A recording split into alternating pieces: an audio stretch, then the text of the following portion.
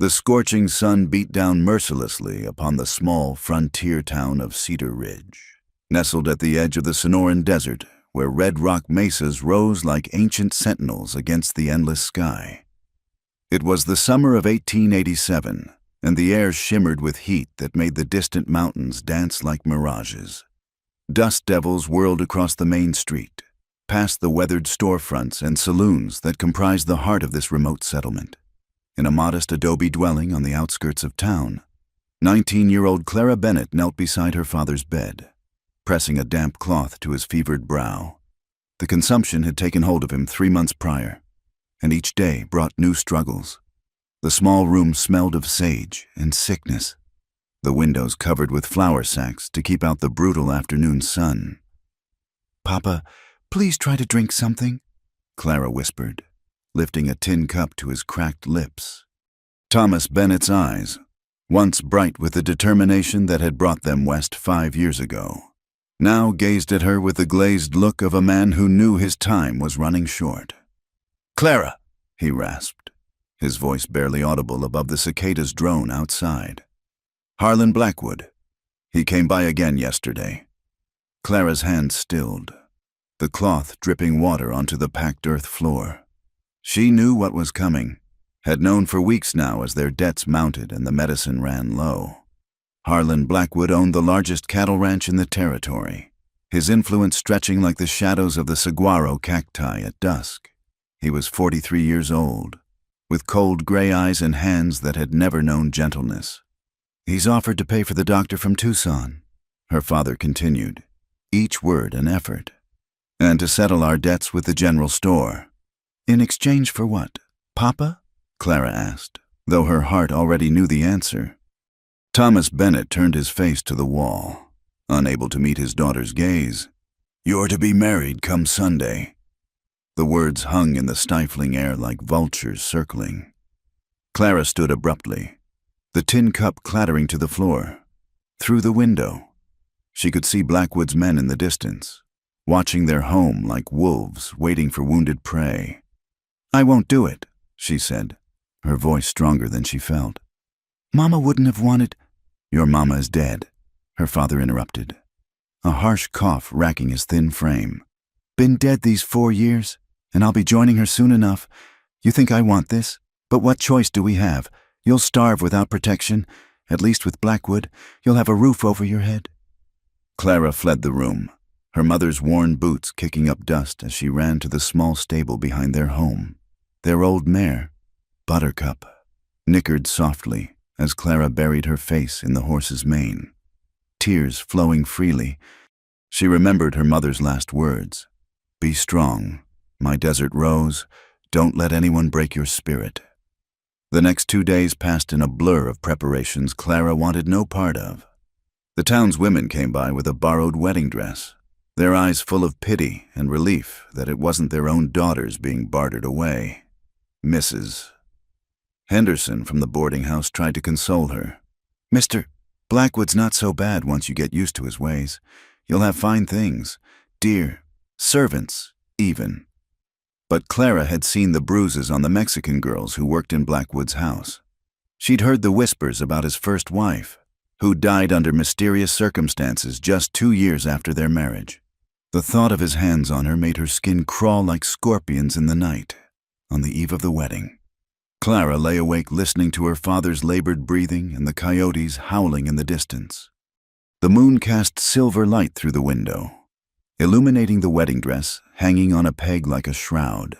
She made her decision then, swift and certain as a rattlesnake's strike. Moving silently, she gathered what little she could carry: a canteen of water, some dried beans and jerky, her mother's silver locket, and the old Colt revolver her father kept hidden beneath the floorboards. She saddled Buttercup with trembling hands, whispering apologies to the darkness for leaving her father behind. The desert night was cool, a blessed relief from the day's heat. Clara guided Buttercup along the narrow trails that wound between the towering saguaros and chollas, their spines gleaming like needles in the moonlight. She had no clear destination, only the desperate need to put distance between herself and the fate that awaited her at sunrise. She had ridden perhaps 5 miles when she heard them, the thunder of hoofbeats behind her, growing closer. Blackwood's men had discovered her flight sooner than expected. Panic seized her as she urged Buttercup into a gallop, but the old mare was no match for their fresh horses. They caught her at Devil's Wash, where the seasonal floods had carved deep channels in the earth. Rough hands dragged her from the saddle, and she fought like a wildcat, scratching and biting until someone backhanded her across the face. Stars exploded in her vision as she fell to the rocky ground. "Thought you could run from Mr. Blackwood, did you?" Jake Morrison, Blackwood's foreman, sneered as he grabbed her by the hair. "He don't take kindly to his property trying to escape." "I'm not his property." Clara spat blood from her split lip. Morrison laughed, a sound like grinding stone. "You will become mourning, and he'll teach you proper respect for your husband." They were dragging her back toward their horses when it happened. A figure materialized from the shadows of the rocks, tall, lean, moving with the fluid grace of a mountain cat. In the moonlight, Clara caught a glimpse of long black hair, copper skin, and eyes that burned with an intensity that made her breath catch. The Apache warrior moved like death itself. His knife found Morrison's throat before the man could draw his gun. The other 2 men scrambled for their weapons, but arrows whispered from the darkness, finding their marks with deadly precision. In moments, it was over. 3 bodies lay still on the blood-soaked earth. Clara scrambled backward, her heart hammering against her ribs as the warrior approached. He was younger than she'd first thought, perhaps 25 summers, with sharp cheekbones and scars that spoke of battles survived. He wore traditional dress, leather leggings, a cotton shirt, and a bandana holding back his hair. A Winchester rifle was slung across his back. He studied her for a long moment, his dark eyes taking in her torn dress, her bruised face, the desperation in her expression. When he spoke, his English was accented but clear. "You run from forced marriage."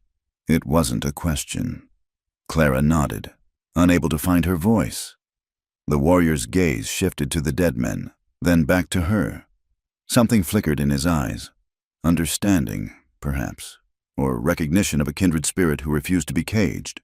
"I am called Stormcrow in your tongue," he said. "These men would have taken you back to slavery worse than death." "Thank you," Clara whispered, the words inadequate for what he'd done.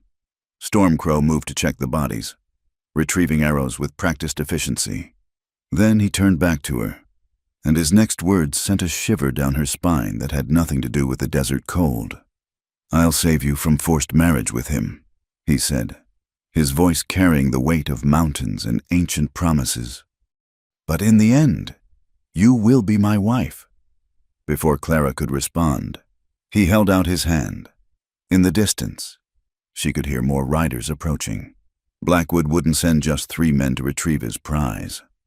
She looked at the Apache warrior, this dangerous stranger who'd killed for her without hesitation, and made the second life-changing choice of the night. She took his hand. Stormcrow's hand was calloused and strong, pulling Clara to her feet with surprising gentleness. The approaching hoofbeats grew louder, echoing off the canyon walls like war drums. Without a word, he whistled low and sharp, and a painted Mustang emerged from the shadows, its coat a patchwork of black and white that seemed to blend with the moonlit landscape. "Your horse is too slow," he said, already moving to lift Clara onto his mount. She found herself seated in front of him, his arms secure around her waist as he guided the Mustang with his knees. Buttercup whinnied softly, and Stormcrow slapped her rump, sending the old mare galloping back toward town. She will find her way home. They rode hard through the night, following paths Clara couldn't see, through narrow passages between towering rocks where the stars formed a ribbon of light overhead. The Apache's presence behind her was both terrifying and oddly comforting. She could feel the controlled power in his movements, the absolute certainty with which he navigated the treacherous terrain. As dawn painted the eastern sky in shades of rose and gold, they finally slowed. Clara's body ached from the ride, her torn dress offering little protection against the morning chill. They had climbed high into the Dragoon Mountains, where ancient junipers twisted from the rocky soil and eagles circled on the thermals. Stormcrow dismounted first, then helped her down. Clara's legs nearly buckled, but she forced herself to stand straight, meeting his intense gaze. In the growing light, she could see him more clearly, the sun-weathered lines around his eyes, a scar that ran from his left eyebrow to his jaw, the quiet strength in his bearing. "Why?" she asked, the question encompassing everything. Why save her? Why claim her? Why any of this? He was silent for a moment, checking his horse and scanning the horizon with the vigilance of one who lived always on guard. "Blackwood's men killed my sister 2 winters past," he said finally. "She was gathering herbs near the river. They took her, used her, left her body for the coyotes." Clara's hand flew to her mouth. She'd heard whispers of such things, but had never known the victims had families who mourned, who sought justice in a land where the law served only those with white skin and deep pockets. "I'm sorry," she whispered. Stormcrow's jaw tightened. "Sorry changes nothing, but when I saw you fighting them, saw the fear in your eyes, the same fear I saw in Little Dove's." He trailed off, then looked at her directly. "No woman should be forced. Not by them. Not by anyone." "Including you?" Clara challenged, finding her courage. "You said I would be your wife." A ghost of a smile touched his lips. "I said, in the end. The end is far from now. First, you must survive. Come." He led her to a concealed overhang in the rocks where a small spring bubbled from the earth, forming a pool no bigger than a washbasin. Clara fell to her knees and drank deeply, the cold water like a blessing on her parched throat. When she looked up, Stormcrow was laying out supplies from a hidden cache-dried venison, corn cakes, a blanket woven with intricate patterns. "Eat," he commanded, handing her a portion. "We have far to go." As Clara ate, he taught her the first lessons of survival. He showed her how to read the signs of water in the landscape, the particular green of certain plants, the way birds flew at dawn, the smell of moisture on the wind. He demonstrated how to move silently across the rocky ground, where to place her feet to avoid loose stones that might betray their passage. "Your people make too much noise," he said, watching her practice. "You walk like you own the earth, but the earth owns us all." The sun climbed higher, turning the red rocks into a furnace. Stormcrow found shade beneath an outcropping and insisted they rest during the hottest part of the day. Clara huddled in the shadows, acutely aware of his presence just feet away. Despite everything, she didn't fear him, not the way she feared Blackwood. "Tell me about your sister," she said softly. Stormcrow was quiet for so long she thought he wouldn't answer. Then, Little Dove had 14 summers. She loved to sing morning songs, gathering songs, songs to make the children laugh. She was to marry Red Sky from the Northern Band. Our mother had already begun preparing the wedding gifts. His voice held a pain that transcended language. Culture, all the barriers between them. Clara understood loss. She'd held her mother's hand as fever took her, watched the light fade from eyes that had once danced with joy. "My mother died of the fever 4 years ago. She offered. She used to sing too, hymns mostly, but sometimes songs from her childhood in Ireland. She had the most beautiful voice." They sat in shared silence, two souls marked by grief, finding an unexpected moment of connection in their mutual loss. As afternoon shadows lengthened, they resumed their journey. Stormcrow taught her to find edible plants, prickly pear fruit, mesquite pods, the tender hearts of agave. He showed her how to make fire with a bow drill, though it took her many attempts before she produced even a wisp of smoke.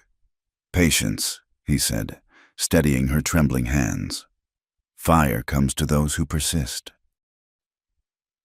On the second night, they camped in a hidden canyon where ancient paintings adorned the walls, spirals and human figures and animals that seemed to dance in the flickering firelight.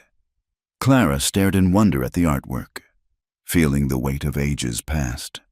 "My people have walked these lands since before memory," Stormcrow said, following her gaze. Before your people came with their papers saying they own what cannot be owned. I never wanted to take anything from anyone, Clara said quietly. My father came west for a new start after the war. He fought for the Union, saw too much death.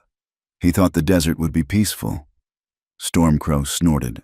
No place is peaceful when men bring their wars with them. He was right. Clara knew. The violence followed wherever her people went, like a shadow that grew longer with each passing year. On the third day, as they navigated a particularly treacherous stretch of trail, Clara's foot slipped on loose shale. She cried out as she fell, her ankle twisting beneath her. Stormcrow was beside her in an instant, his hands surprisingly gentle as he examined the injury. Not broken, he determined. But you cannot walk on it. He tore strips from his own shirt to bind her ankle, then lifted her onto his back without ceremony. Clara wrapped her arms around his neck, feeling the solid strength of him as he carried her up the mountain path. The intimacy of it made her blush. But there was nothing improper in his touch, only the practical care of one human for another. That night, as he tended the fire and she elevated her injured foot, Clara found herself studying him in the dancing light. He was handsome in a way the town boys had never been, all sharp angles and fluid grace, with an intensity that made her heart race. "What is your true name?" she asked. "Stormcrow is what you're called in English, but what do your people call you?" He looked at her for a long moment. Names have power. To know someone's true name is to hold a piece of their spirit. "Then I won't ask again," Clara said, understanding the boundary she'd nearly crossed. But later, as she drifted toward sleep, she heard him whisper something in his own language, syllables that flowed like water over stone. She didn't know what they meant, but she treasured the sound, holding it close like a secret gift. The fourth morning brought new danger. Stormcrow woke her before dawn, his hand over her mouth, his body tense as a drawn bow. In the distance, she could hear them. Horses, dogs, the voices of men who hunted other men for sport and profit. Blackwood has hired trackers. Stormcrow breathed in her ear. Apache scouts who sell their skills to the highest bidder. Clara's heart sank. If other Apache were hunting them, their chances of escape dropped like stones in deep water. Stormcrow's face hardened into something fierce and dangerous. They chose their path. Now I must choose mine. He handed her his rifle, showing her quickly how to load and aim. "If something happens to me, you run, follow the stream down. It leads to Mexico. Find the mission at San Miguel. The sisters there will help you." "Nothing's going to happen to you," Clara said fiercely, surprised by the strength of her own conviction. That ghost smile returned. "You have warrior's heart. Clara Bennett. Perhaps that is why the spirits brought us together." As the sun rose, painting the mountains in shades of blood and gold, they prepared to face whatever came next. Clara's ankles still throbbed, but she could walk now, and she'd learned more in 4 days with Stormcrow than in all her years in Cedar Ridge. She'd learned that survival meant more than just staying alive. It meant adapting, persisting, finding strength you didn't know you possessed.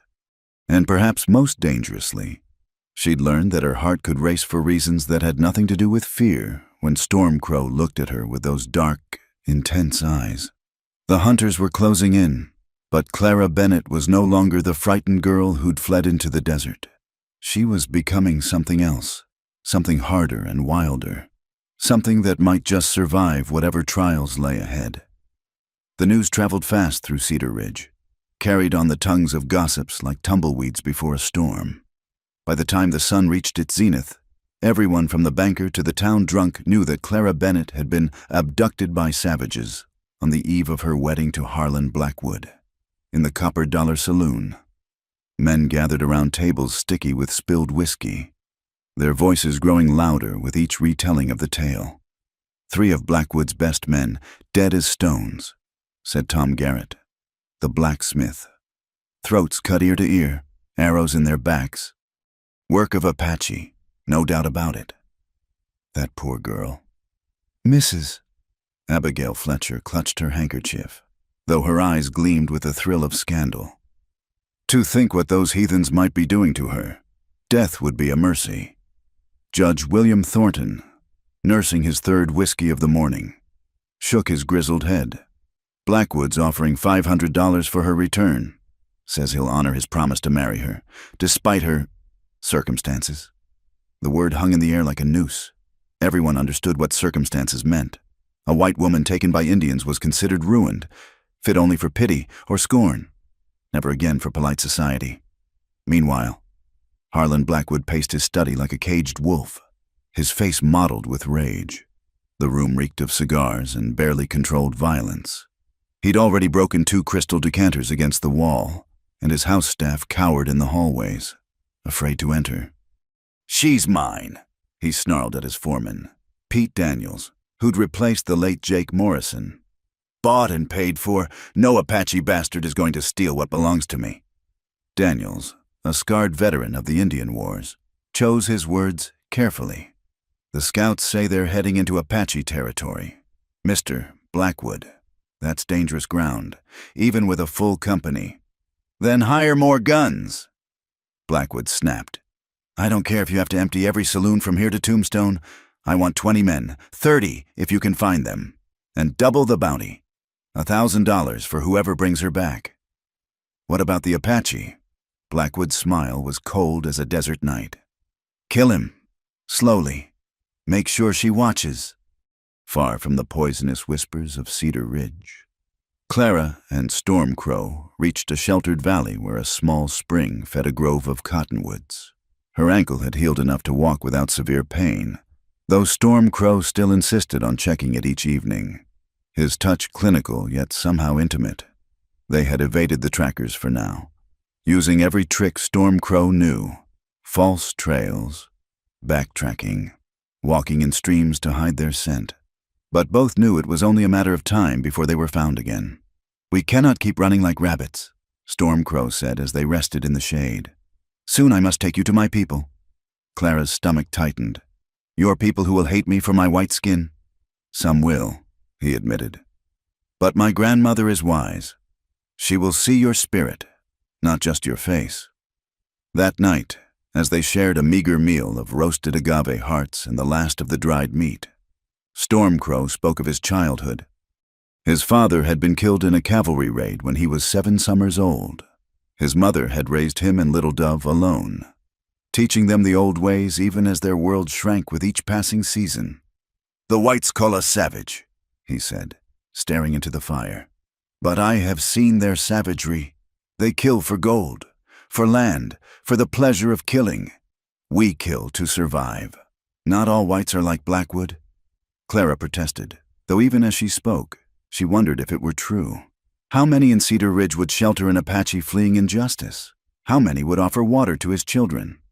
Stormcrow studied her across the flames. "No, not all. You fight against your own kind's cruelty. This is why you are here." The next morning brought a new complication. As they prepared to leave their camp, Stormcrow suddenly tensed, his hand moving to his knife.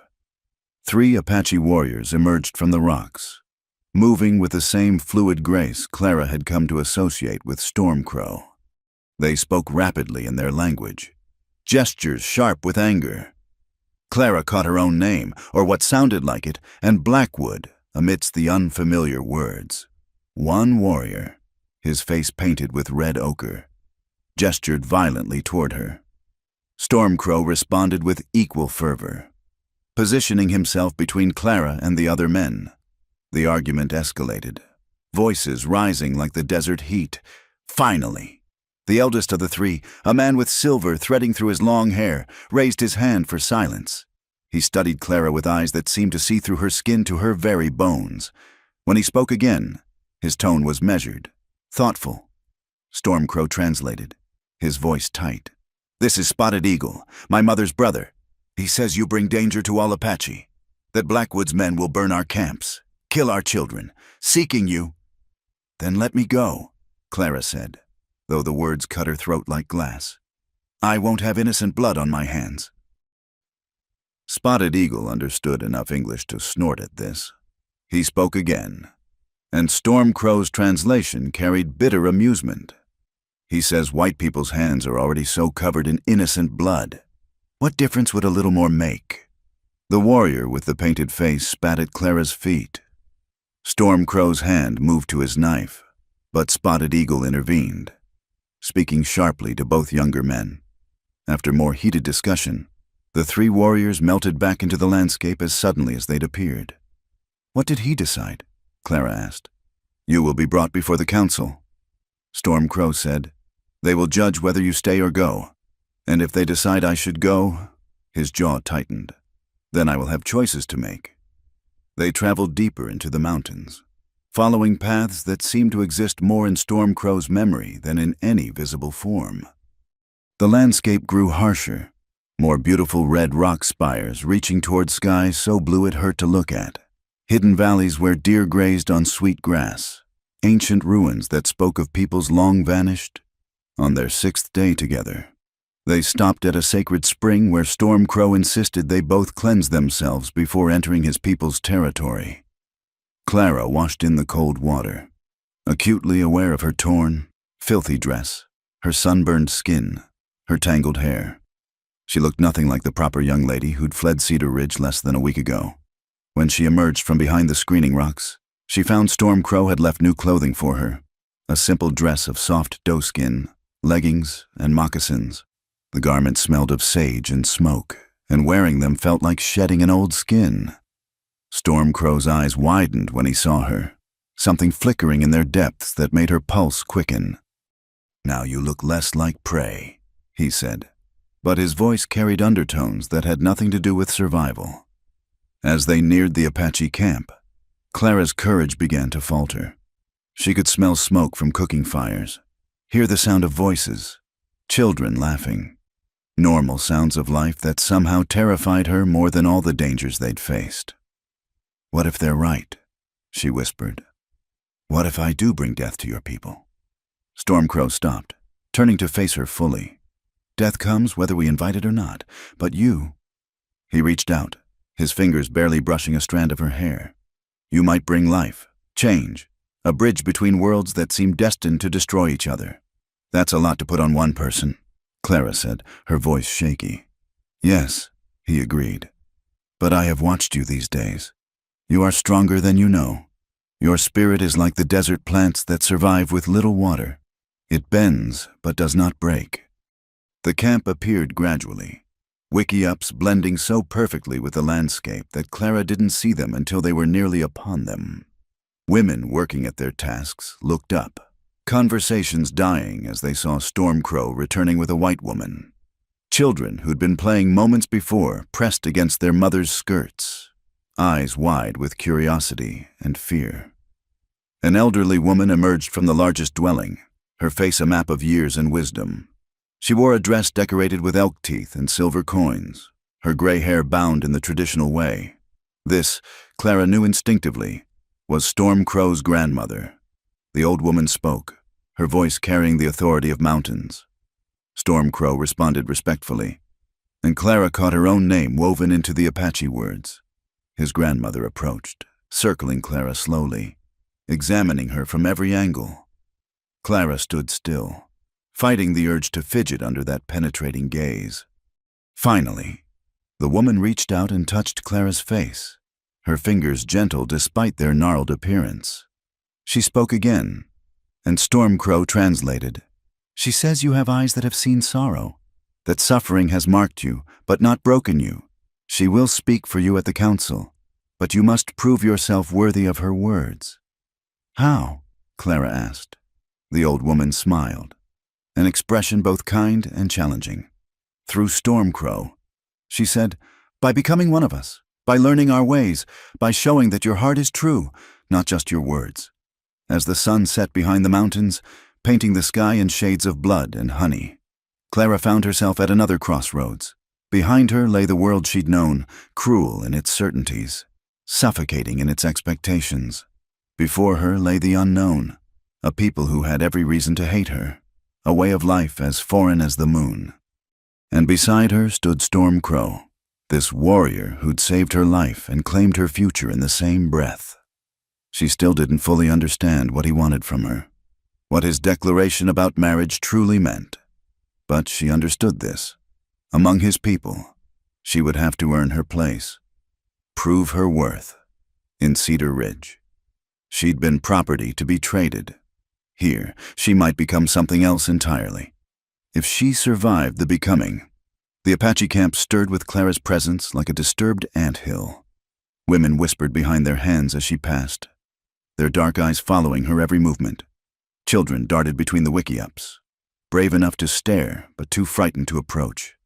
The warriors watched with open hostility, particularly a young man named Black Wolf, whose scarred face twisted with contempt whenever he saw her.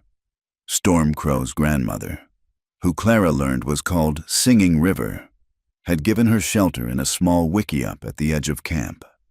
It was sparse but clean, with blankets woven in intricate patterns and baskets filled with dried herbs that perfumed the air with sage and cedar. "You sleep here," Storm Crow had said that first night, his formal tone a sharp contrast to the growing familiarity of their journey. "Tomorrow, you begin to learn." The learning was harder than anything Clara had experienced. Each dawn, Singing River woke her before the sun touched the eastern peaks. The old woman spoke no English, communicating through gestures and repetition, her patience wearing thin when Clara fumbled with tasks that Apache girls mastered in childhood. Clara learned to grind mesquite pods into flour, her hands blistering from the stone mano and metate. She learned to scrape hide until it was soft as silk, though her first attempts resulted in holes that earned disapproving clicks from the watching women. She learned to identify plants for food and medicine, to weave baskets that wouldn't hold water no matter how tightly she pulled the coils. "Your hands are like a baby's," laughed a woman named Blue Heron, one of the few who showed her any kindness. "Soft and useless, but they will learn, if your spirit is willing." The hardest lessons came from the children. They mocked her clumsy Apache words, giggled when she confused similar-sounding phrases. Once, attempting to ask for water, she accidentally propositioned a mortified elder, sending the entire camp into fits of laughter that echoed off the canyon walls. But Clara persisted. She woke each day with fresh determination, driven by something deeper than survival. Perhaps it was the memory of Storm Crow's words about building bridges. Perhaps it was her own stubborn pride. Or perhaps it was the way Storm Crow watched her from a distance, his eyes holding an approval he wouldn't voice aloud. He kept his distance during those first weeks, bound by propriety and his people's customs. But sometimes, in the evening when the camp settled around their fires, he would appear at the edge of her firelight. "You are learning," he would say, and those simple words warmed her more than the flames. "I'm trying," Clara would reply, showing him her blistered hands, the burns from the cooking fires, the scratches from gathering thorny plants. "Trying is the beginning of becoming," he said one night, and something in his voice made her shiver despite the warmth. The hostility from others grew sharper as days passed. Black Wolf, she learned, had lost his father and brothers to white soldiers. His hatred burned hot as the desert sun, and he took every opportunity to remind others of her origins. "She brings death," he proclaimed loudly whenever Storm Crow wasn't present. "The white men search for her. When they come, they will kill us all for harboring their woman." His words found fertile ground in hearts already poisoned by loss. Clara felt the weight of their stares, heard the conversations that stopped when she approached. Some women pulled their children away when she passed, as if her white skin carried disease. One afternoon, as Clara struggled to help Blue Heron repair a wickiup covering, a commotion arose from the camp's eastern edge. Scouts had returned, their faces grim with news. Storm Crow strode past, his expression dark as gathering thunderclouds. "What is it?" Clara asked Blue Heron. The woman's face had paled. "White soldiers, many of them. They make camp at Willow Springs, only half a day's ride from here." Clara's heart sank. Blackwood's influence had reached even here, into the heart of Apache territory. That night, the council gathered, and though women weren't permitted to attend, Clara could hear the raised voices, the anger and fear that rippled through the camp like a flash flood. Storm Crow found her later, sitting alone by her small fire, His face was drawn with exhaustion and something deeper, a conflict that pulled at the corners of his mouth. "The council argues," he said without preamble. "Many say you must go, that your presence endangers every child, every elder who cannot run." "They're right," Clara said, her voice steady despite the tears that threatened. "I should never have come here. Let me go. Stormcrow, I'll lead them away." His hand shot out, grasping her wrist with gentle firmness. "You would not survive a day. Blackwood's men would take you, and then they would come here anyway, seeking revenge for their dead. Then what do I do?" The desperation in her voice made him tighten his grip. "You become one of us truly.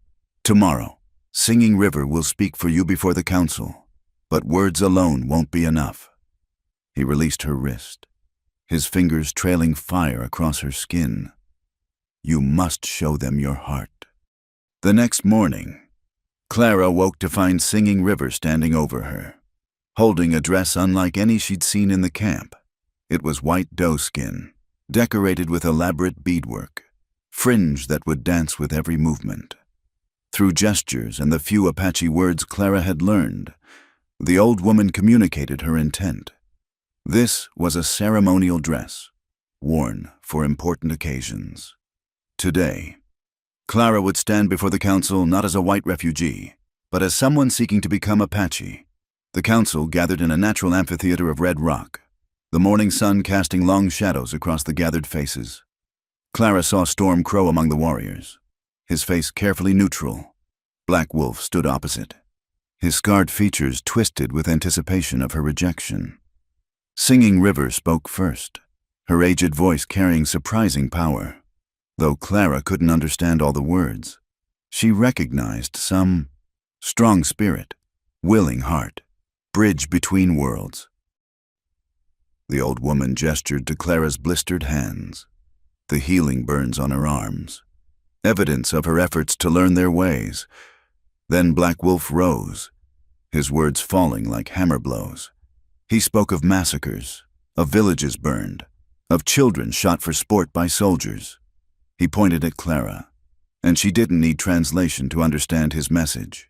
She was the enemy, would always be the enemy, regardless of what clothes she wore or words she learned. Others spoke, some for, many against.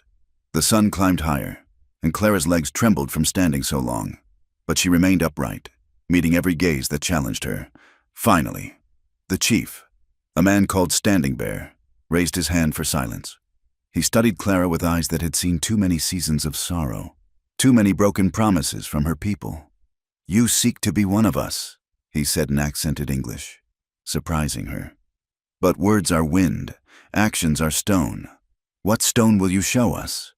Clara's mind raced. What could she offer these people who had lost so much to her kind?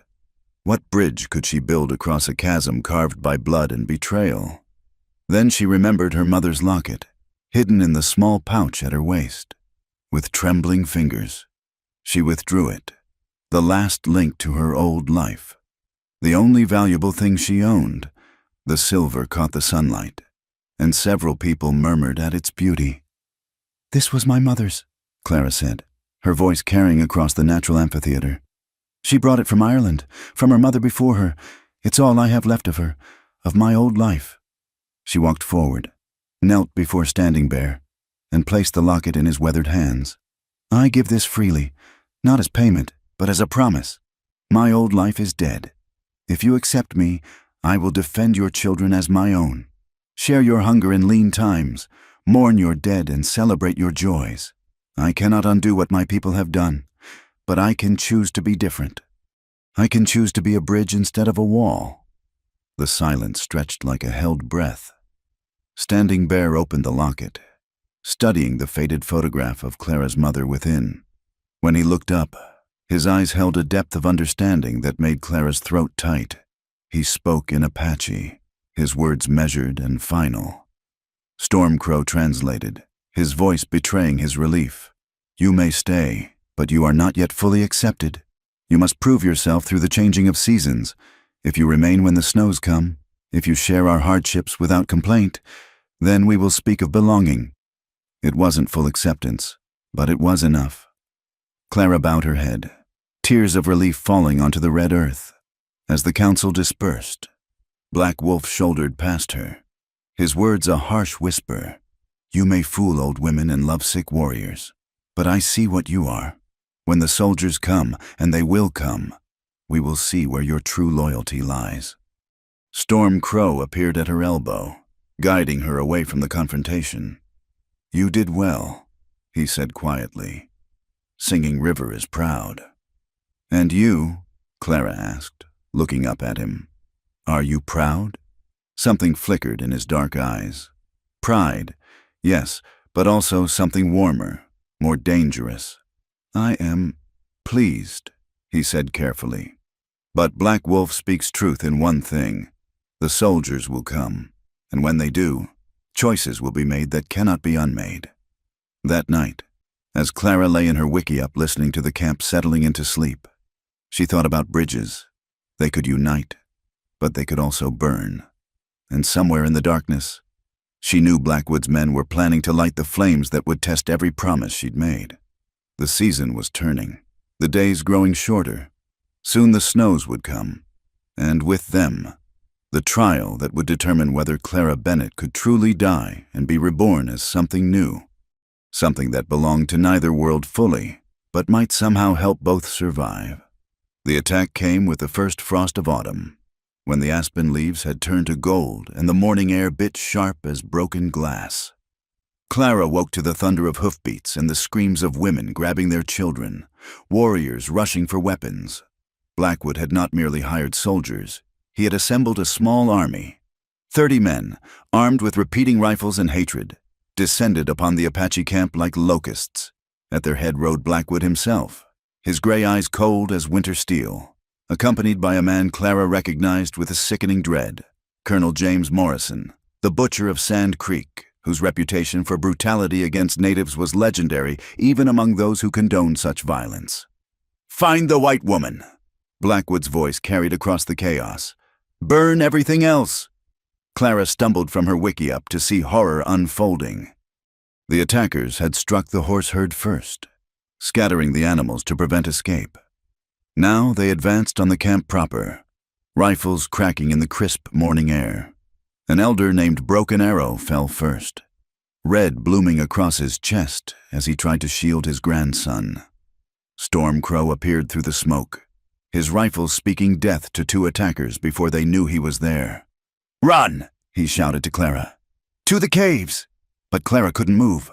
Across the camp, she saw Blue Heron fall, trying to protect her daughter. The child's scream cut through Clara's paralysis like a blade. Without thinking, she ran toward them, scooping the little girl into her arms just as a soldier's rifle swung toward them. The shot never came. Black Wolf, who had shown her nothing but hatred, threw himself between them and the bullet meant for her. He crumpled to the earth, blood spreading beneath him, but his eyes found hers in his final moment. In them, she saw not accusation, but acceptance, perhaps even respect. Go, he gasped, and Clara ran. The child clutched to her chest. The caves Storm Crow had mentioned were a network of passages in the canyon walls, known only to the Apache. Women and children fled there while warriors fought a desperate rearguard action. Clara helped herd the young ones into the darkness, her white skin making her visible to the attackers but also confusing them.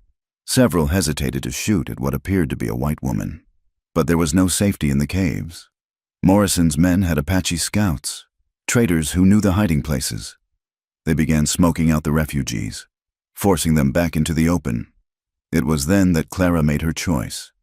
She emerged from the caves alone, hands raised, walking directly toward the line of soldiers. Behind her, she could hear Storm Crow shouting her name, but she didn't turn.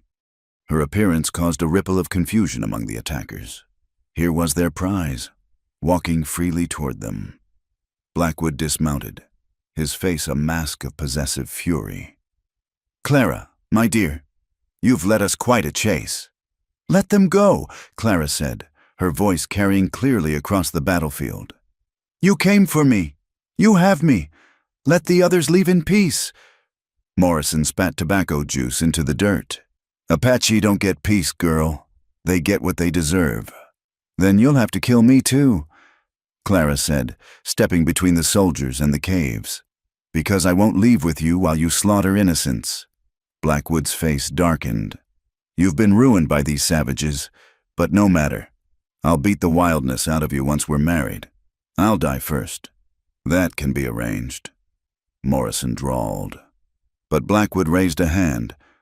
No, she's mine. He nodded to his men. Take her.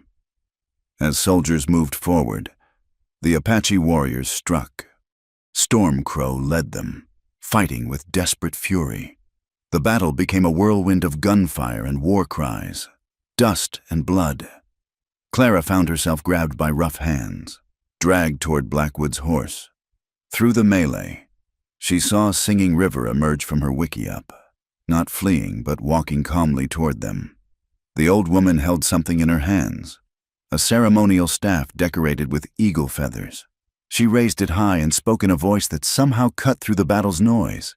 Even Morrison's Apache scouts stepped back, fear replacing arrogance on their faces. Singing River continued her chant, and Clara felt the hair on her neck rise. This was power older than bullets, older than the hatred between peoples. One of the turncoat scouts babbled to Morrison in broken English. Medicine woman, very powerful. Curse on any who spill blood here. Morrison laughed, raising his rifle toward the old woman. Superstitious nonsense. The shot echoed off the canyon walls. Singing River crumpled, the ceremonial staff falling from her hands. But as she fell, she looked directly at Morrison and spoke a single word that made even hardened killers step back. Stormcrow's anguished cry tore through the air. He fought like a man possessed, cutting through soldiers to reach his grandmother. Clara used the distraction to break free, grabbing a fallen soldier's pistol. Stop! She screamed, firing into the air. Stop this madness! For a moment, the battlefield stilled. Clara stood between the two forces, the pistol steady in her hand. Colonel Morrison, you've committed murder. These people were protecting me by their own choice. I wasn't kidnapped. I fled an unwanted marriage. Any court would— No court cares what happens to Indians. Morrison cut her off. Or to white women who lay with them. Then you leave me no choice. Clara turned the pistol toward her own temple. I'll die before I let you use me as an excuse for more killing. Blackwood's face went white. Clara, don't be foolish. Put the gun down. Order your men to withdraw, now, or my death will be on your hands, Harlan, and everyone will know it. The standoff stretched taut as a bowstring. Stormcrow watched her with eyes that burned, but he understood her strategy. Blackwood wanted her alive. His pride demanded he possess what he considered his property. You're bluffing, Blackwood said, but uncertainty colored his voice. Clara cocked the hammer. I watched my mother die slowly of fever. I've seen what men like you do to women who can't fight back. Death holds no terror for me anymore. Colonel, one of Blackwood's hired guns muttered. Maybe we should. Silence, Morrison barked. But Clara could see the calculation in his eyes. A dead white woman, even one who'd gone native, would bring questions, investigations. His reputation was already stained. He couldn't afford more scrutiny.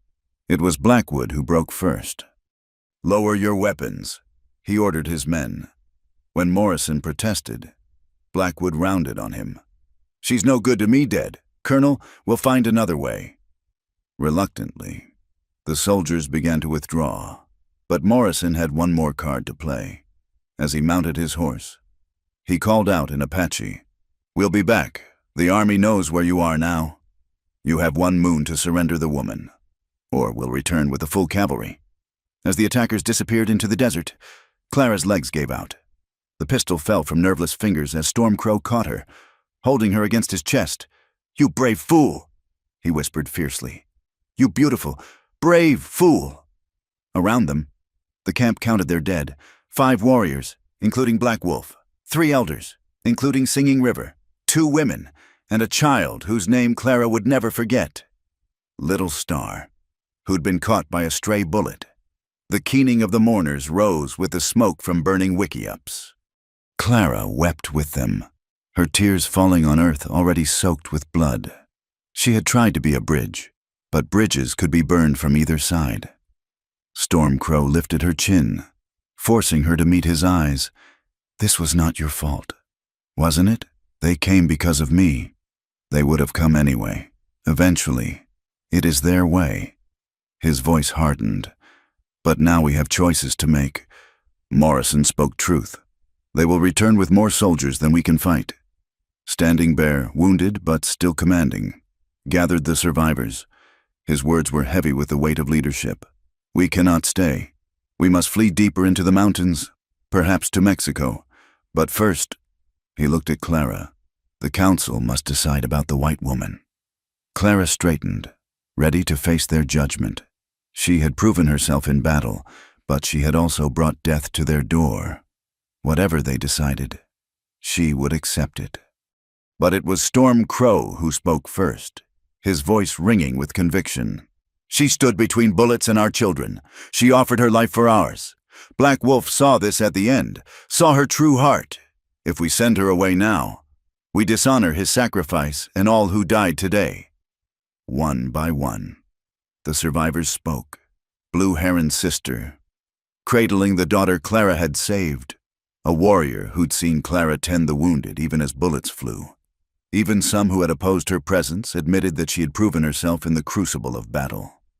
When the voices fell silent, Standing Bear rendered his judgment. Clara Bennett died today with our fallen. In her place stands White Dove, daughter of the Apache, sister to our grief, bound to us by blood spilled and blood saved. Stormcrow translated. And Clara, now White Dove, felt something fundamental shift inside her. The bridge hadn't burned after all.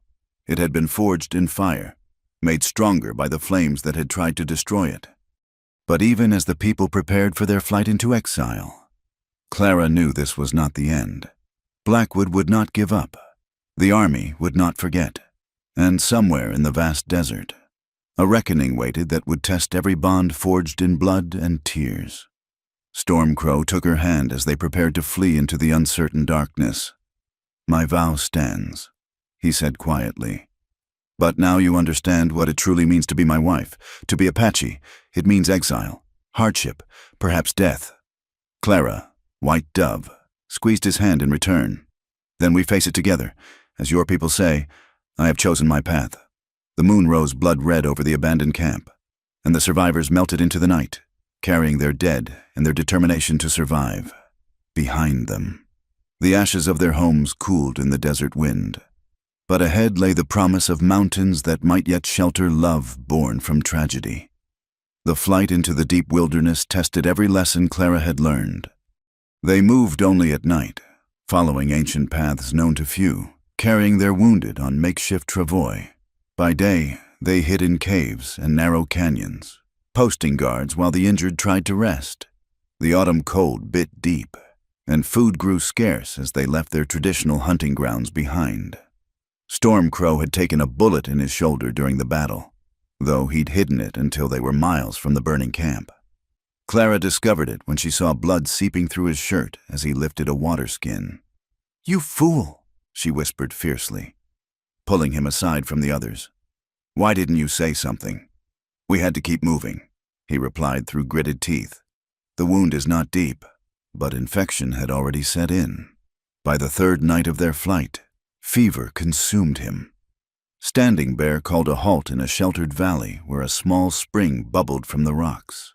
While the band made temporary camp, Clara fought for Stormcrow's life. She used every skill Singing River had taught her, creating poultices from desert plants, brewing willow bark tea to bring down his fever. For 2 days and nights, she never left his side, bathing his burning skin with cool water, forcing medicine between his cracked lips. In his delirium, Stormcrow spoke in a mixture of Apache and English, reliving the raid that killed his father, calling for Little Dove, reaching for enemies only he could see. Sometimes he gripped Clara's hand with desperate strength, his eyes focusing on her face with startling clarity. White Dove, he whispered during one such moment. My White Dove who brings storm clouds. Rest, she urged, smoothing his hair back from his burning forehead. Save your strength. Must tell you, before. His voice faded, but his eyes remained locked on hers. The marriage vow, not just words. Among my people, it is sacred bond. But I would not force. You must choose freely. Shh, Clara said, tears blurring her vision. We'll speak of this when you're well. Promise me, he insisted with surprising strength. If I die, you go back. Find safety with your people. You're not going to die, Clara said fiercely. I won't let you, and I'll never go back to being property, to being less than human. My place is here, whether you live or... She couldn't finish the sentence. On the third night, his fever broke. Clara wept with relief as his breathing eased and natural sleep replaced the restless delirium. When he woke properly the next morning, his eyes were clear, focused on her face with an intensity that made her heart race. You stayed, he said simply. Where else would I go? Clara replied, trying for lightness despite her exhaustion. I'm Apache now, remember? White dove, daughter of the people. Something shifted in his expression, a warmth that had nothing to do with fever. Yes, he said softly. You are. As Storm Crow recovered, the band continued their desperate journey south. They were down to 30 souls, warriors, women, children, elders who refused to be left behind. Each day brought new hardships. Water sources were few and far between. Game was scarce in these unfamiliar lands. The children cried from hunger, and the wounded grew weaker despite Clara's best efforts. It was during a rest in a box canyon that the scouts brought dire news. Blue Heron's husband, Running Wolf, returned from a reconnaissance with his face grim. Soldiers, he reported to Standing Bear. 2 days behind us. Many of them, maybe 50. They follow our trail like wolves after wounded deer. The people exchanged looks of despair. They could not outrun mounted soldiers, not with wounded and children. Some of the warriors spoke of making a final stand, dying with honor rather than being hunted like animals. It was Clara who proposed a desperate alternative. Let me go to them, she said, standing in the council circle. I'll tell them I escaped, that I've been trying to find my way back to civilization. I'll lead them away from your trail. Stormcrow, still weak but growing stronger, immediately protested. They will not believe you, and Blackwood wants me alive. Clara interrupted. He won't kill me, at least not immediately. It might buy you time to reach Mexico. No. Stormcrow's voice was flat, final. I did not save you from one cage to let you walk into another. And I won't let more people die for me, Clara shot back. How many more children must we bury? How many more mothers must keen over their sons? Standing Bear raised his hand for silence. The chief looked older than his years, worn by leadership in impossible times. There is another way, he said slowly, but it requires great sacrifice from all. He outlined his plan. The band would split. The wounded, elderly, and children would continue south with most of the women, led by trusted warriors who knew the hidden ways. Meanwhile, a smaller group would create false trails, leading the soldiers on a chase through the harsh badlands where horses would struggle and men would suffer. I will lead this group, Standing Bear announced. We need volunteers who can move fast, shoot straight, and... He paused, his eyes finding Clara, who might convince the soldiers they chased the right quarry. Clara understood immediately. I'll go. As will I, Stormcrow said, struggling to his feet despite his wound. You can barely ride. Clara protested. I can ride well enough to protect what is mine, he replied, and something in his tone made her arguments die unspoken. In the end, 12 chose to play decoy 8 warriors, 2 women who refused to leave their husbands, Stormcrow and Clara. They took the best horses, the most ammunition, and enough supplies for a week. At dawn, the 2 groups would part, perhaps forever. The night before separation, the band held a ceremony. There was no time for proper rituals, but Standing Bear spoke words over those who might not survive, commending their spirits to the mountain spirits. Clara found herself included in the blessings. Apache words flowing over her like water. Stormcrow found her afterward, sitting alone by a small fire. He moved stiffly, his wound still healing, but his presence was solid, comforting. "You could go with the others," he said. "You've proven yourself. No one would think less of you." Clara looked up at him. This warrior who'd saved her from one life and given her another. "Would you think less of me?" "No," he admitted. "But I would spend every moment until we met again fearing for you. Then you understand how I feel watching you ride to battle while wounded." He sat beside her, close enough that she could feel his warmth in the cold night air. "White Dove," he said, using her Apache name with gentle emphasis. "What do you want? Not what honor demands, not what others expect. What does your heart tell you?" Clara was quiet for a long moment, watching the fire dance. When she spoke, her voice was soft but certain. "My heart tells me that I've found where I belong, not just with the people, but—" She turned to meet his eyes. "With you, if you'll have me, not as property or prize, but as a partner, equal in all things." Stormcrow's hand found hers, calloused fingers interlacing with her own. "Among my people, marriage is not taken lightly. It binds souls across this world and the next. But yes, White Dove, I would have you as my equal, my partner, my wife. If we survive what comes tomorrow." "When?"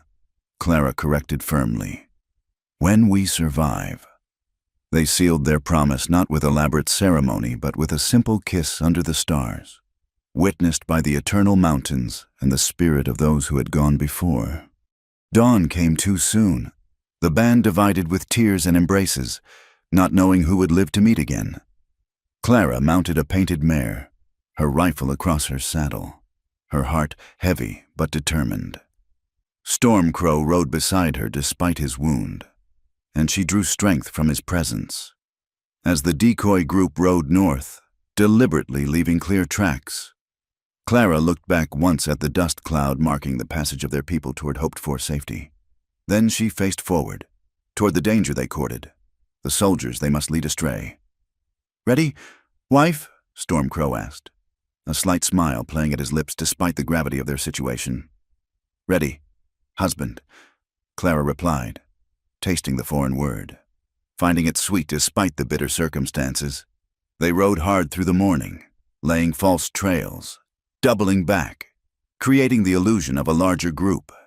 By afternoon, they could see the dust of their pursuers, closing steadily despite their tricks. Standing Bear called a halt on a ridge overlooking a maze of canyons. "Here we make them work for every mile," he announced. "Use the land against them. Make them pay in sweat and blood for every step." The warriors nodded, checking their weapons. Clara met Stormcrow's eyes across the gathered fighters. Whatever came next, they would face it together. Apache and white woman no longer, but something new, forged in flight and desperation and love. The sun beat down mercilessly as they prepared their ambush. In the distance, the dust cloud grew larger. Soon, very soon, the hunting would begin in earnest. But for this moment, Clara felt a strange peace. She had chosen her path with eyes wide open. She was White Dove, and she would fly free or die trying. The cat-and-mouse game through the Badlands lasted 5 grueling days. Standing Bear proved a master tactician, using every fold of land, every narrow defile to slow their pursuers. The decoy group would strike from ambush, firing a few shots before melting away like smoke.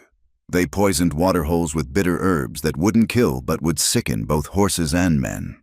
They triggered small rock slides to block passages, forcing the soldiers to find alternate routes through the maze of stone. But the cost was mounting. 2 warriors fell to sniper fire. Running Fox's wife took a bullet meant for Clara, dying with a smile as she whispered, "Sister, live free for all of us." Each loss cut deep, but they couldn't stop to properly mourn. On the 6th day, everything changed. Clara and Stormcrow were scouting ahead when they spotted riders approaching from the east, not soldiers, but civilians. Her heart sank as she recognized the lead figure, Harlan Blackwood himself, accompanied by hired guns and what looked like a federal marshal. "He's cut off our escape route," Stormcrow observed grimly. "Now we're caught between 2 forces." They rushed back to warn Standing Bear, but found the situation had worsened. The main force of soldiers had used the night to circle around, positioning themselves to drive the Apache band into Blackwood's waiting arms. "It's a trap," Standing Bear said quietly. "They've been herding us like cattle to the slaughter." The survivors gathered in a natural bowl of red rock. Exhaustion etched on every face. They were down to 8 fighters, plus Clara. Ammunition was running low. The horses were spent, and now they were surrounded. "We make our stand here," Standing Bear announced. "Die as warriors, not hunted animals." But Clara had seen something the others hadn't. A flash of white fabric from Blackwood's group. A flag of truce. "Wait," she said. "They want a parley." Stormcrow's face darkened. "A trick. Maybe, but what choice do we have?" Clara met his eyes steadily. "Let me go. See what they want." "Absolutely not. I'm going." Clara's voice brooked no argument. "This started with me. Let me try to end it without more bloodshed." After heated debate, Standing Bear agreed, but only if Stormcrow accompanied her. Together, they rode out under a white cloth tied to a rifle barrel, meeting Blackwood's delegation halfway. Up close, Clara could see how the chase had affected her former fiancé. His usually immaculate appearance was disheveled, his face gaunt with obsession. Beside him sat Marshal Thomas Bradley, a man known for his strict adherence to law and his unusual fairness, even toward Indians. "Clara," Blackwood's voice was hoarse. "My dear, look at you. What have these savages done? You're dressed like one of them, thin as a rail, and—" His eyes narrowed as he noticed how her hand rested on Stormcrow's arm. "You've been contaminated by them?" "Mr. Blackwood," Marshal Bradley interrupted, his tone professional. "Let's keep to the matter at hand." He turned to Clara. "Miss Bennett, I'm here to ensure your safe return to civilization. Your father has been beside himself with worry." Clara's heart lurched. "My father? But he was dying. The doctor from Tucson arrived just after you left," Blackwood said, his smile cold. "I paid for his treatment, as promised. Your father lives, Clara, and he wants his daughter back." The words hit Clara like physical blows. Her father lived. The knowledge changed everything and nothing. She felt Stormcrow tense beside her, understanding the weapon Blackwood had just deployed. "What are your terms?" she asked, proud that her voice remained steady. "Simple," Blackwood replied. "You come with us, now. The Apache can go free. I'll call off the soldiers. All I want is what's mine. I'm not yours," Clara said firmly. "I never was." "The law says otherwise." Marshal Bradley interjected, though he looked uncomfortable. "Your father signed a marriage contract. It's legally binding. Even if the bride was unwilling. The law assumes a father knows what's best for his daughter." The marshal replied, "I don't make the rules, miss, I just enforce them." Stormcrow spoke for the first time, his English carefully precise. "What guarantee do we have that you'll honor this bargain?" Blackwood's face twisted with disgust. "I don't make deals with animals." "But I do," Marshal Bradley said firmly. "If Miss Bennett comes willingly, I'll personally ensure the Apache are allowed to leave unharmed. You have my word as a federal officer."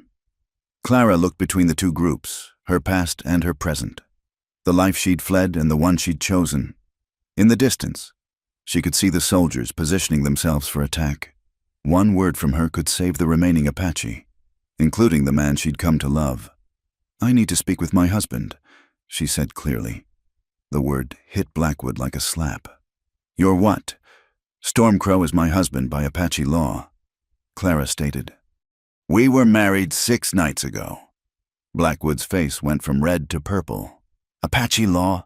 Their barbaric rituals mean nothing. You're mine, Clara, mine." "Mr. Blackwood, control yourself," Marshal Bradley warned. He studied Clara with sharp eyes. "Miss Bennett or Mrs. White Dove," Clara supplied. "My name is White Dove now. Ma'am, are you saying you married this man of your own free will? You weren't forced or coerced?" "I chose him freely," Clara said, meeting the marshal's gaze. "As I chose this life, I'm not a captive. I'm Apache." The silence stretched taut. Then Blackwood exploded. "You lying witch! You've shared my bed. I've never even been alone with you." Clara cut him off, her voice like ice. "You bought me like cattle from my desperate father. Whatever fantasies you've nursed about ownership, they were only ever in your mind." Blackwood went for his gun, but Stormcrow was faster. In one fluid motion, he put himself between Clara and Blackwood, his own weapon drawn. Marshal Bradley also had his pistol out, pointed at Blackwood. "Stand down, Mr. Blackwood," the marshal ordered. "Nobody's shooting anybody on my watch." "You heard her," Blackwood snarled. "She's gone native, married to a savage. She's no better than a—" "Careful," Stormcrow warned, his voice deadly quiet. "Choose your next words very carefully." Marshal Bradley holstered his weapon slowly. "Here's what's going to happen, Mrs. White Dove. You're coming back to town with us. There'll be a proper hearing before Judge Thompson. If you can prove your marriage predates the contract your father signed, and that you entered it willingly, then you're free. The Apache can go." "And if the judge rules against her?" Stormcrow asked. The marshal's face was grim. "Then the contract stands, and she belongs to Mr. Blackwood." "No court will recognize a heathen marriage," Blackwood spat. "That's for Judge Thompson to decide," Bradley said firmly. "It's this or bloodshed. Your choice, ma'am." Clara felt the weight of lives in her hands.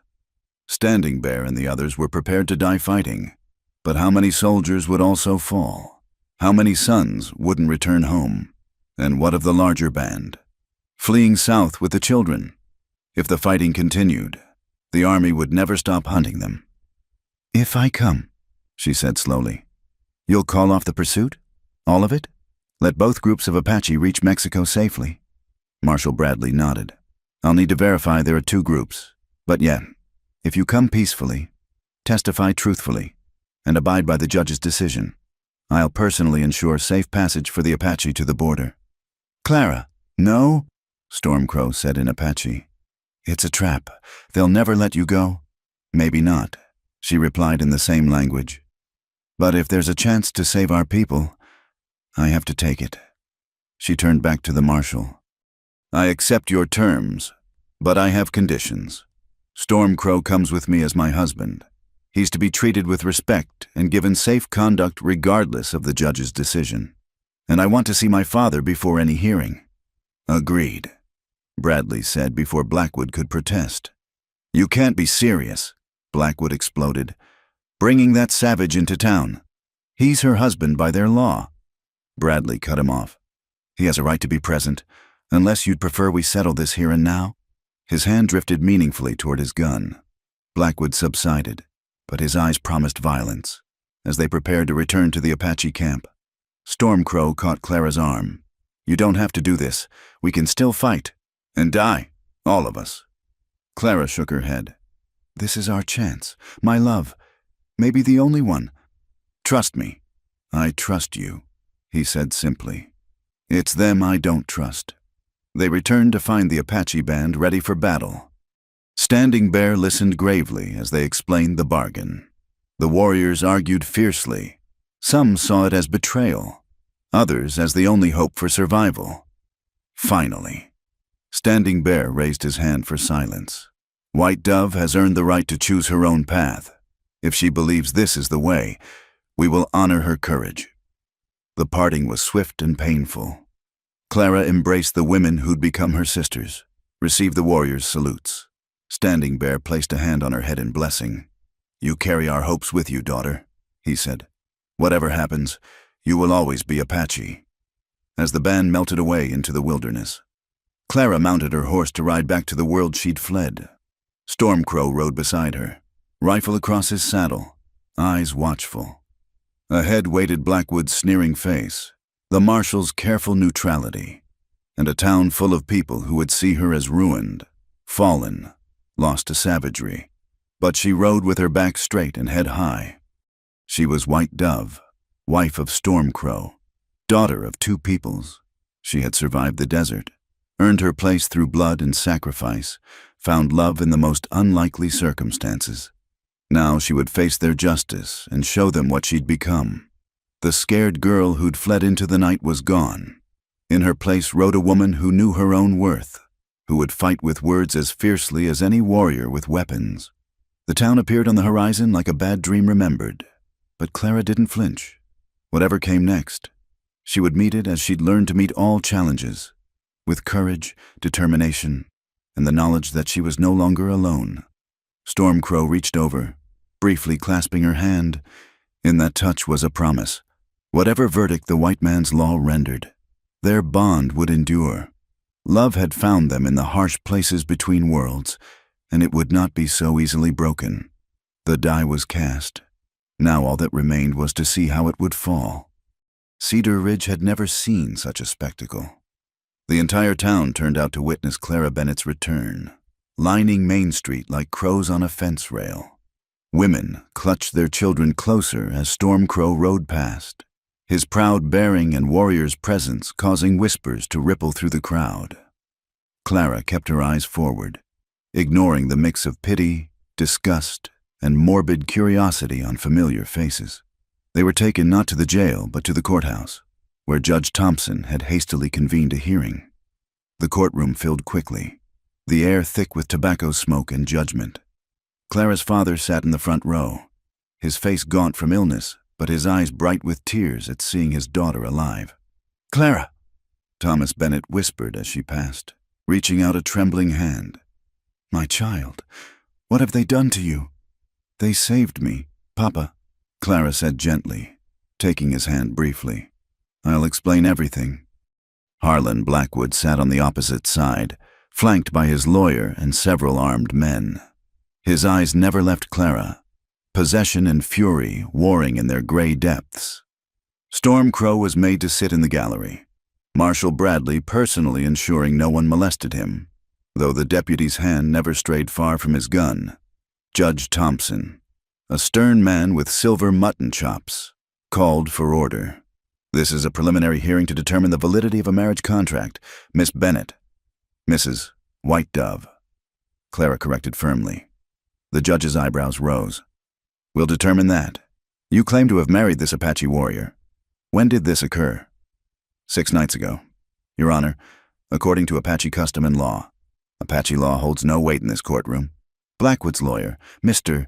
Pemberton, interjected. "My client has a signed contract from the woman's father, promising her hand in marriage. That predates any so-called Apache ceremony." "A contract signed under duress," Clara countered. "My father was dying, in debt, with no other options. Mr. Blackwood exploited our desperation." "That's a lie," Blackwood burst out. "I offered to save her father's life, provide for them both, and this is how she repays me? Running off with a savage? Mr. Blackwood, you'll control yourself or be removed." Judge Thompson warned. He turned back to Clara. "Can you prove this marriage took place? Do you have witnesses?" Clara's heart sank. The witnesses were scattered to the wind, fleeing for their lives. The ceremony was performed by Standing Bear, chief of the band, Stormcrow's grandmother. Singing River blessed our union before she was killed by Colonel Morrison's men. Dead witnesses and fugitive Indians. Pemberton scoffed. "How convenient." Stormcrow stood suddenly, his movement causing several men to reach for their weapons. "I will speak," he said in clear English. "You have no standing here, Indian," Pemberton sneered. "Let him speak," Judge Thompson ordered, curiosity overcoming prejudice. "But keep it brief." Stormcrow moved forward with dignity despite the hostile stares. "Your laws speak of contracts and ownership, as if a woman is cattle to be bought and sold. Among my people, marriage is sacred, 2 spirits choosing to walk the same path. White Dove chose me freely, as I chose her. We spoke our vows under the stars, sealed them with our hearts. This is more binding than any paper." "Touching," Pemberton drawled, "but irrelevant. Heathen ceremonies have no legal standing." "Is that so?" A new voice spoke from the back of the courtroom. Everyone turned to see Father Miguel Santiago, the Catholic priest from the San Miguel mission. entering with a leather-bound book. Perhaps I can offer some clarity. Judge Thompson frowned. Father Santiago, this is a civil matter. Indeed, but I believe I have relevant information. The priest approached the bench. 3 days ago, a young Apache couple came to my mission. They had already been married according to Apache custom, but wished God's blessing as well. I performed a Christian ceremony, properly witnessed and recorded. He opened the register, showing the entry, Storm Crow and Clara White Dove Bennett, united in holy matrimony. The courtroom erupted. Blackwood shot to his feet, face purple with rage. This is fraud! Conspiracy! It's perfectly legal, Father Santiago said mildly. I've married many couples from different faiths who wish to ensure their union is recognized by all authorities. The young woman was quite clear about her free consent. Judge Thompson studied the register, then looked at Clara. Is this true? You underwent a Christian ceremony as well? Yes, Your Honor. We knew there might be challenges to our Apache marriage, so we wanted to be certain. Clara stood straighter. I am Storm Crow's wife by both Apache and Christian law. The contract my father signed under duress cannot supersede a valid marriage. This is outrageous, Blackwood snarled. She's mine. I paid. You paid for medical care. Clara interrupted. Not for me. I'm not property to be purchased. The law is clear. Judge Thompson said slowly. A valid marriage takes precedence over a marriage contract, if this union was indeed consensual and properly performed. Your Honor, Pemberton tried desperately. Surely you can't recognize a marriage between a white woman and an Indian. The mixing of races is not illegal in the territory of Arizona. Thompson finished. Discouraged, perhaps, but not illegal. He looked deeply uncomfortable, but continued. I find the marriage between Clara Bennett and Storm Crow to be valid. The contract with Mr. Blackwood is hereby void. No! Blackwood lunged forward, reaching for Clara. Storm Crow moved faster, intercepting him with an arm across the throat. They crashed into the plaintiff's table, scattering papers. Order! Thompson shouted as the courtroom descended into chaos. Men grabbed for guns, women screamed, and Marshal Bradley waded in with his deputies to separate the combatants. When calm was restored, Blackwood stood disheveled and restrained between two deputies.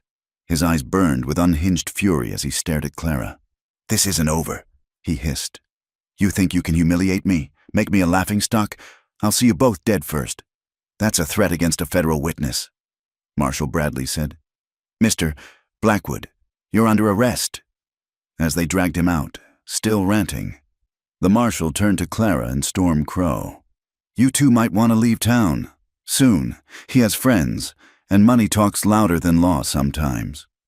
Outside the courthouse, Thomas Bennett waited, leaning heavily on a cane.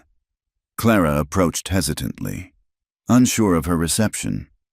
Papa, He silenced her with a raised hand, then studied Storm Crow with rheumy eyes. You saved my daughter. She saved herself. Storm Crow replied. I only helped. Thomas nodded slowly. And you'll care for her, protect her, with my life. Then I suppose, the old man's voice broke. I suppose I've gained a son, even as I've lost a daughter.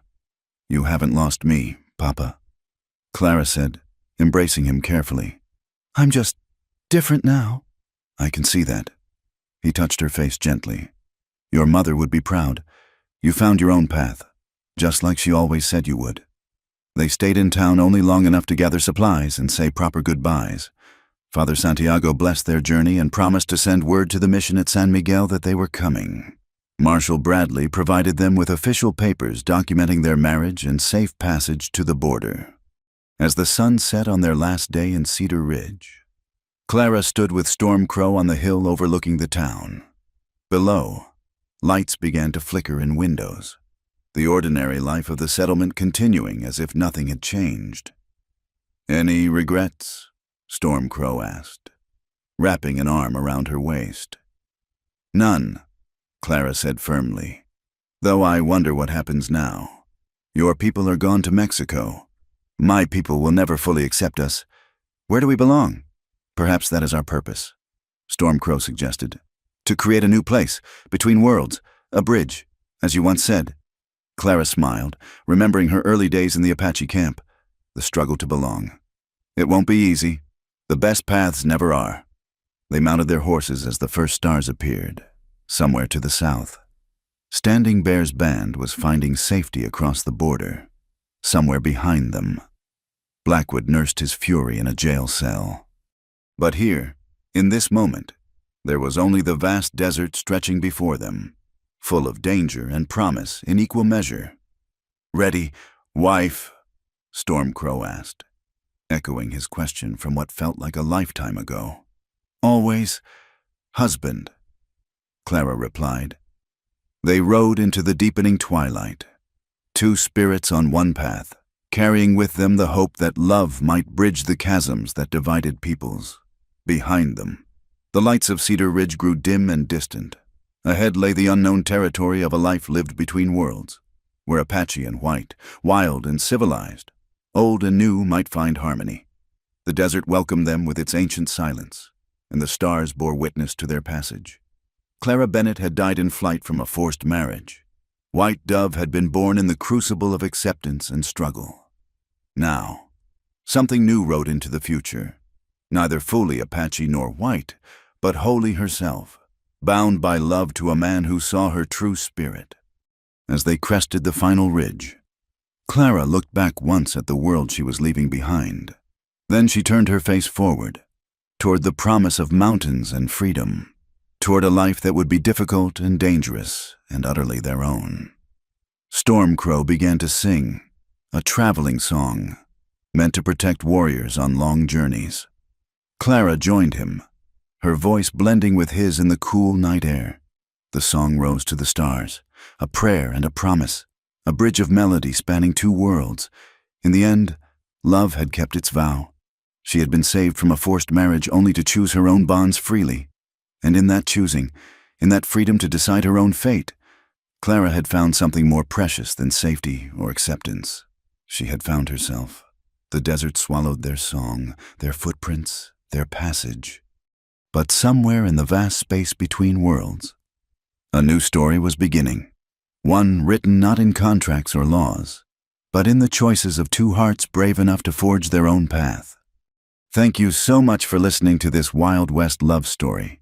I hope Clara and Stormcrow's journey touched your heart as much as it touched mine. Where are you listening from today? Please share in the comments below. I'd love to know where in the world this tale of courage and forbidden love has reached. Don't forget to subscribe to From Wild West channel for more authentic stories of romance and adventure from the American frontier. What did you think of Clara's transformation from a frightened girl to the brave white dove? Share your thoughts below. I read every comment and love hearing your perspectives on these historical romances. Until next time, keep riding toward your own horizons.